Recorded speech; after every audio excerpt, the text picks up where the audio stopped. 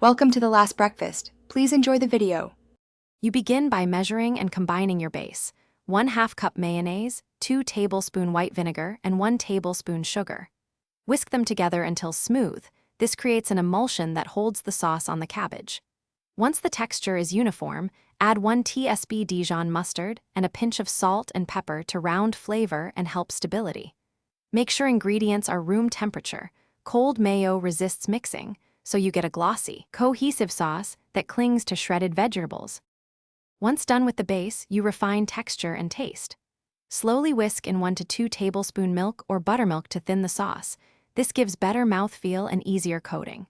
Taste, then adjust. Add more vinegar for brightness, a little sugar if too tart, or salt to open flavors. If you want herbal or aromatic lift, stir in 1 tsp celery seed or 1 tablespoon lemon juice. These change the profile, so add sparingly and reassess. Keep whisking until fully integrated and smooth.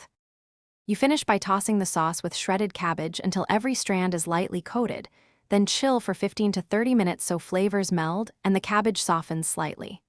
Before serving, taste once more and adjust seasoning.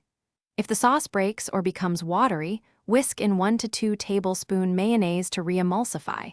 If it's too thick, thin with a teaspoon of milk at a time.